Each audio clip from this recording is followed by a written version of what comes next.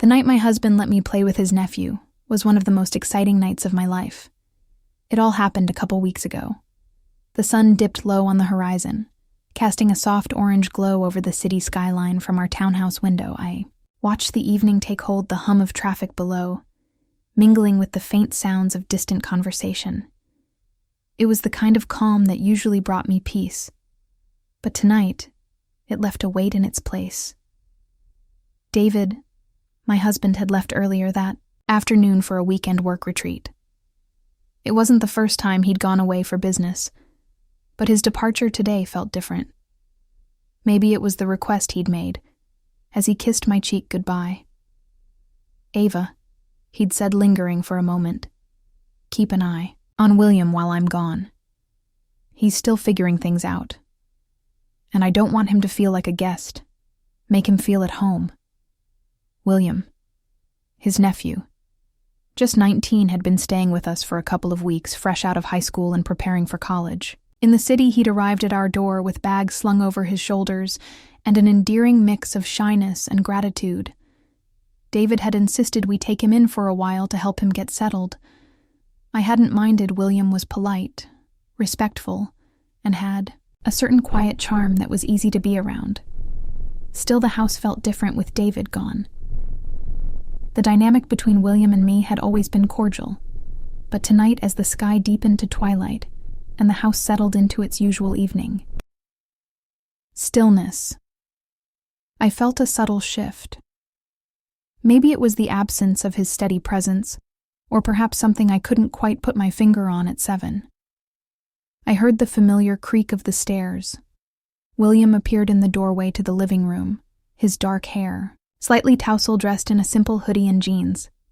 He gave me a small smile as he stepped inside, the kind that made him look younger than he was. "Hey, Auntie Ava," he greeted, his voice soft and warm. "David told me you'd be here all weekend, that's right?" I said, setting aside the book. I hadn't really been reading. He didn't want you to feel abandoned. He laughed lightly, sitting down on the couch across from me. "He worries too much. I'm fine." We lapsed into a comfortable silence. I couldn't help but notice the way he sprawled on the couch, his long legs stretched out, and his posture relaxed. There was an ease about him tonight that I hadn't seen before. "You hungry?" I asked after a moment. "Yeah, actually," he admitted, sitting up slightly. "What's for dinner?" I stood and motioned for him to follow me to the kitchen. "Let's figure that out." We settled on something simple: pasta with a quick homemade sauce. William volunteered to help, and together we moved around the kitchen in a rhythm that felt surprisingly natural. He chopped vegetables with precision, his hands steady and sure. While I stirred the pot on the stove, the air between us was light, filled with the occasional joke or anecdote. "You're not bad at this," I said, glancing at him as he expertly diced a tomato. He grinned. "Neither are you. I thought you'd burn water." "Rude," I shot back, but I couldn't help laughing when the food was ready. We sat down at the dining table, the soft glow of the overhead light casting a warm ambiance over the room. Conversation came easily. His plans for college, his thoughts on the city, and a few funny stories about David from his childhood. He spoke with a quiet confidence that drew me in, and I found myself hanging on his every word. After dinner, we migrated back to the living room. William took his usual spot on the couch, his body stretching out comfortably as though he owned the space. I returned to the armchair, but my gaze kept drifting back to him. He had an ease about him tonight, a confidence that felt new and intriguing. "Thanks for dinner," he said after a while, breaking the silence. "It was nice you didn't have to do all that." "It's no trouble," I replied. "I enjoyed it." There was another pause, this one heavier. William's eyes met mine, and for a moment, it felt as though the room had shrunk around us. The air was thick, charged with something unspoken but palpable. "I think I'll head to bed soon," he murmured, though he made no move to get up. "Yeah," I said softly, though. My heart raced in my chest. He lingered a moment longer, his gaze flickering over me in a way that felt deliberate. Then with a small smile, he stood and stretched. "Good night, Auntie Ava." "Good night, William." I watched him retreat up the stairs, the sound of his footsteps fading as he disappeared into the hallway. I sat there for a long time, after the weight of the moment pressing down on me. Something had shifted tonight, though I couldn't quite put words to it. All I knew was that I wasn't ready to let the night end just yet. The house was quiet now, save for the faint ticking of the wall clock and the occasional creak of the wooden floors as the night settled in. I stayed in the living room for a while, staring at the flickering light of the fireplace. My thoughts circling back to William. There had been something in his demeanor tonight, an energy I couldn't quite place, but couldn't ignore either. Eventually, I made my way upstairs, my steps soft on the carpeted stairs. The hallway was dim, lit only by the faint glow of the nightlight near the guest room. William's doctor was slightly ajar, and I hesitated as I passed it. The sound of his soft breathing reaching my ears, I shook my head, trying to clear my mind. This was ridiculous. I headed to my bedroom, shutting the door behind me. But even as I changed into pajamas and climbed into bed, my thoughts kept drifting back to him. His easy smile, the way his eyes lingered on mine. Just a beat too long. I turned over, staring at the ceiling, my chest tight with a strange mix of emotions. I couldn't fully name sleep wouldn't come.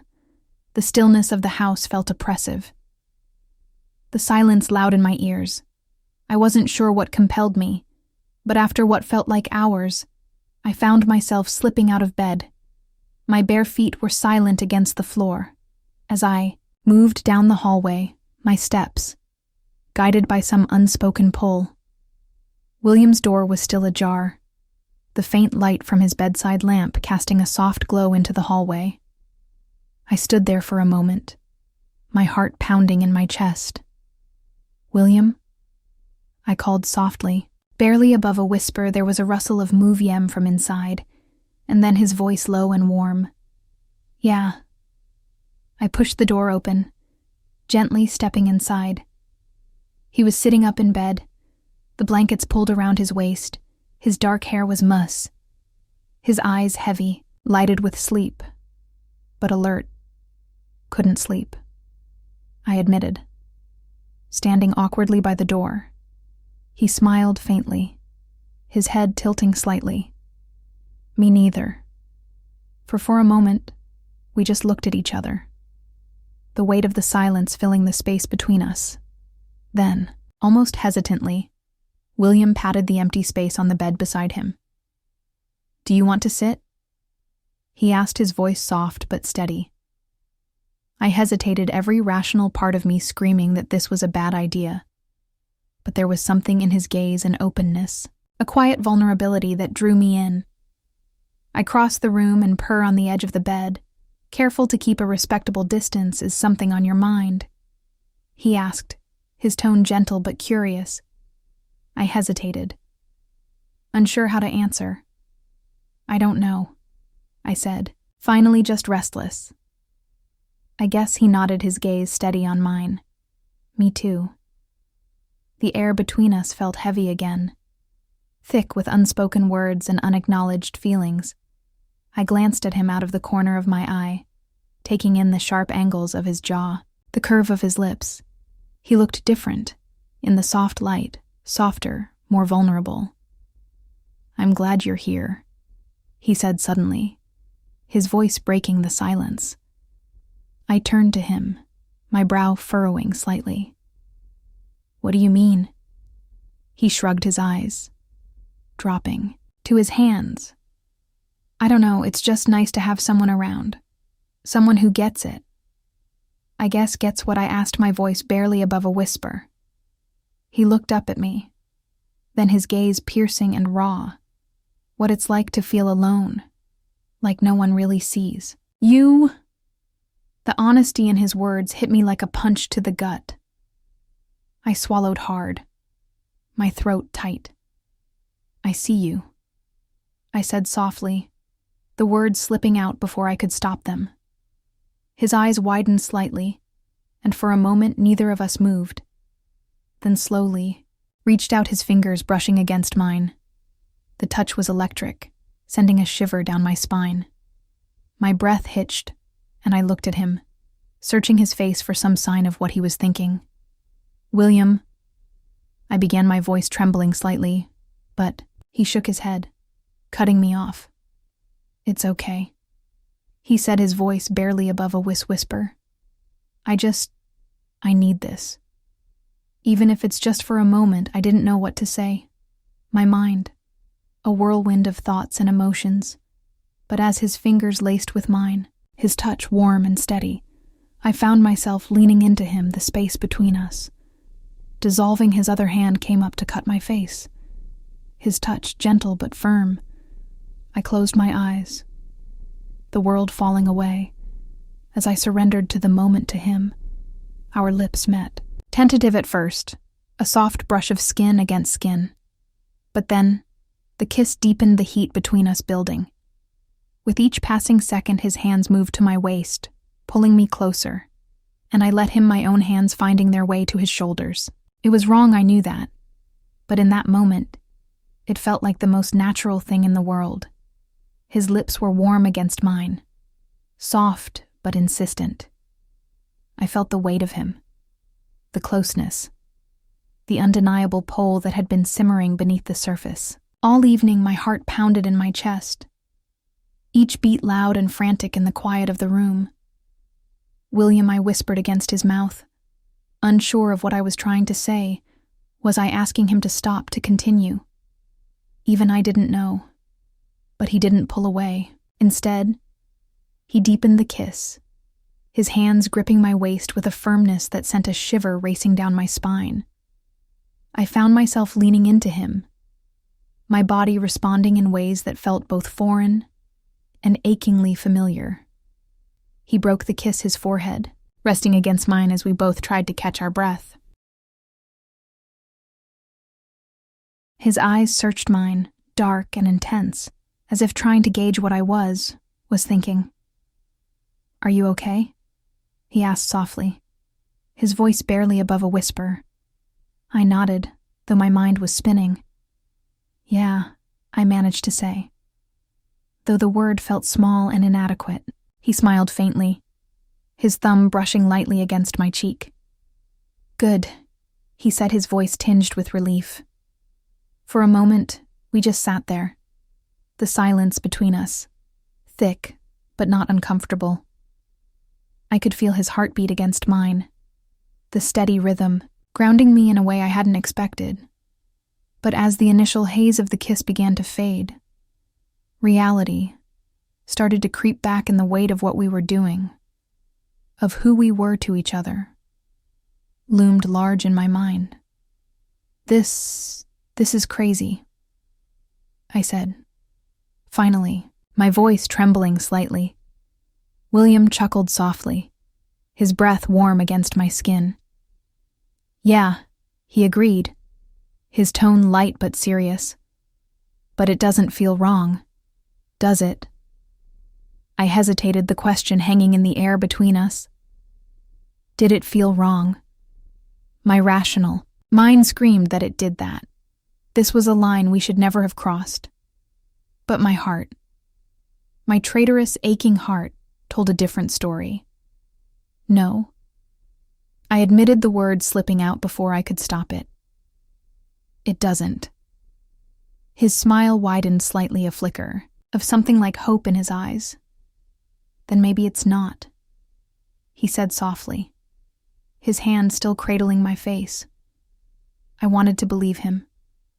I wanted to believe that this moment, this connection, was something pure and right. But the fear, the doubt lingered at the edges of my mind, threatening to pull me back to reality. What if I began? But the words caught in my throat. What if this changes everything? William shook his head, his gaze steady and unwavering. "It doesn't have to," he said firmly.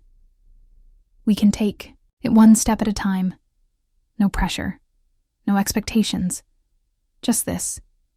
He leaned in again, his lips brushing softly against mine, and I felt myself relax, the tension in my chest. Easing slightly, his hands moved to my back, pulling me closer, and I let him, my own hands tangling in his hair. The kiss deepened the heat between us. Building once more, his touch was careful but insistent, his movements deliberate and unhurried. It was as if he was taking his time, savoring every moment, every sensation. I lost myself in him, in the warmth of his embrace, in the way he made me feel, seen, understood, wanted. It was intoxicating, overwhelming, and for the first time, in what felt like forever, I allowed myself to simply feel as the night stretched on the boundaries between us, blurred further, the connection between us growing stronger. With each passing moment, the world outside faded away, leaving only the two of us lost in the quiet intimacy of the night. When we finally pulled away, our breathing heavy, and our body pressed close, I looked at him, my heart full and heavy, all at once. "This is going to complicate things, isn't it?" I said softly, a faint smile tugging at my lips. Despite the weight of my words, William grinned, his eyes sparkling with mischief and affection. "Probably," he admitted, "but I think it's worth it." I nodded, my chest tight with a mix of emotions I couldn't fully name. "Yeah," I said, quietly. "Me too." William rested his head on my shoulder, his breath warm against my neck. The room was silent, except for the soft hum of the night, outside the occasional creak of the house settling. I wrapped an arm around him, pulling him closer, and he sighed contentedly. We stayed like that for a while, the quiet between us filled with unspoken thoughts. I could feel the rhythm of his breathing, steady and calming, and it gave me a moment to collect myself. My mind raced, replaying everything that had just happened, every touch, every glance, every whispered word. "I don't want this to be a one-time thing," William said suddenly, his voice breaking the silence. It was quiet but firm, laced with a vulnerability that made my chest tighten. I hesitated, my fingers tracing absent patterns on his back.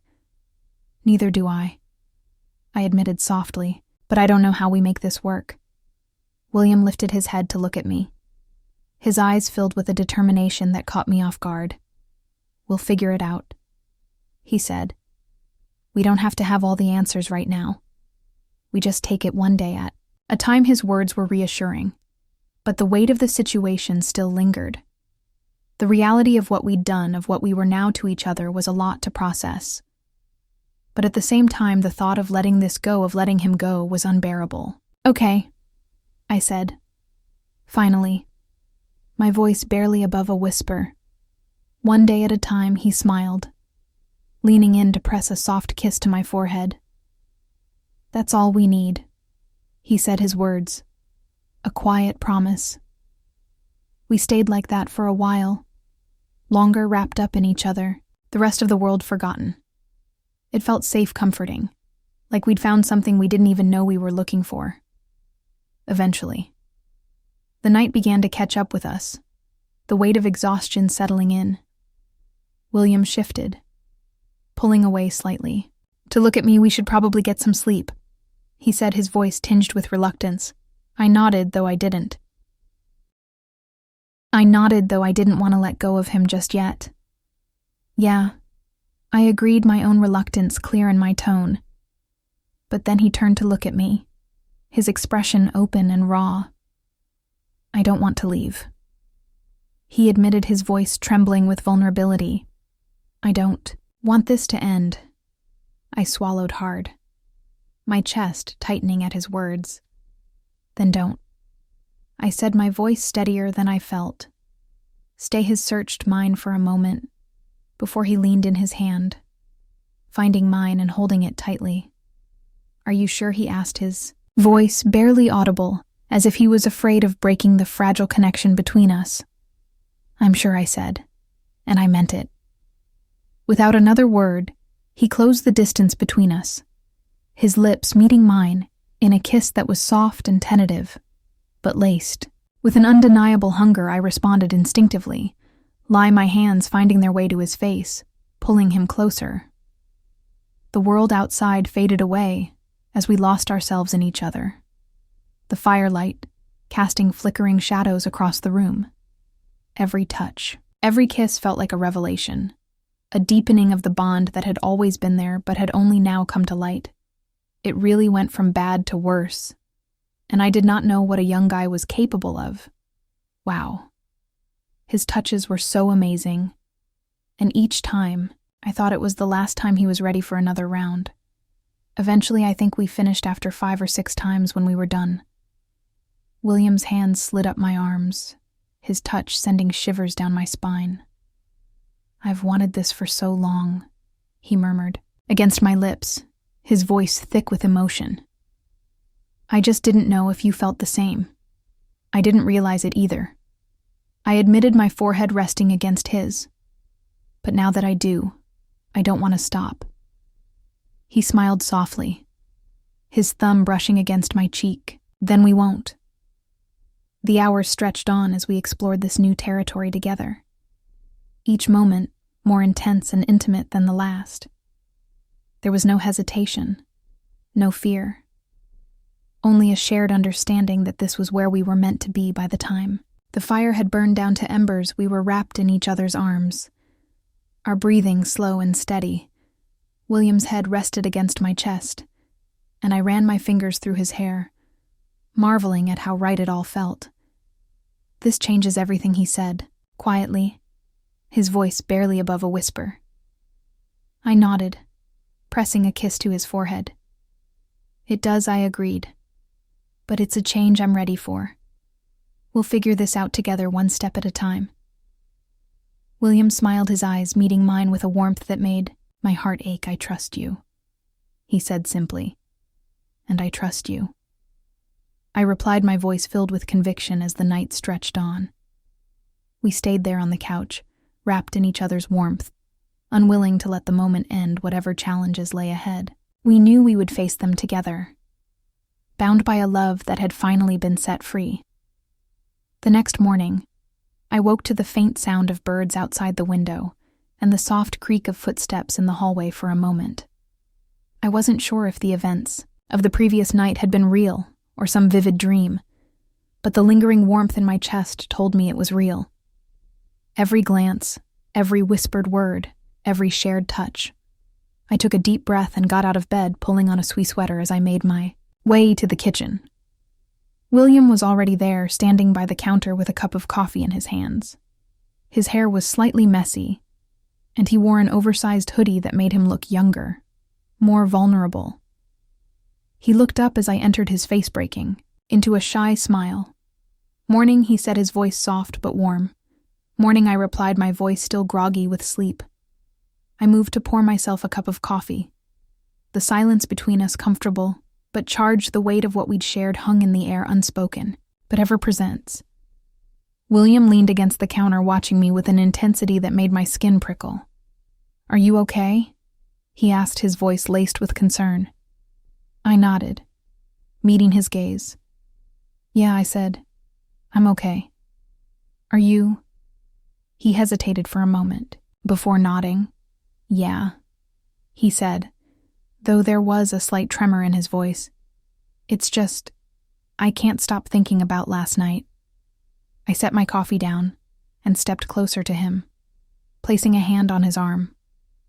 "Me neither," I admitted, "but it's a lot to process. We need to take this slow, figure out what this means for us." William nodded, his expression softening. "I don't want to rush anything," he said. I don't want to lose this. Lose you. You won't," I said, firmly, squeezing his arm. "We'll figure it out." Together, he smiled, the tension in his shoulders easing slightly. "Thank you," he said softly. We spent the rest of the morning in quiet companionship, sharing small smiles and touches as we went about our day. There was an unspoken understanding between us, a mutual agreement to take things one step at a time as the day wore on. I found myself watching William more closely, noticing the way he moved, the way he smiled, the way his eyes lit up when he laughed. It was like seeing him in a new light, and it filled me with a warmth I hadn't felt in years. By the time evening rolled around, we found ourselves on the couch again, the soft glow of the fireplace casting flickering shadows on the walls. William sat close to me, his shoulder brushing against mine, and I felt a quiet contentment settle over me. Do you think this is crazy? He asked suddenly, his voice barely above a whisper. I turned to look at him, surprised by the vulnerability in his tone. What do you mean? He shrugged, his gaze fixed on the fire. This. It's not exactly normal. I reached out, taking his hand in mine. Maybe it's not normal, I said, but it feels right. And that's what matters. He turned to look at me, his eyes filled with a mix of hope and uncertainty. You really think so? I do. I said, my voice firm. As long as we're honest with each other, as long as we're careful, we can figure this out together. William's smile was small, but genuine, and he squeezed my hand tightly. Thank you, he said, for not running away, for giving this a chance. I couldn't run away even if I wanted to, I said, a teasing smile tugging at my lips. You're kind of hard to escape. He laughed, the sound light and genuine, and it filled me with a quiet joy.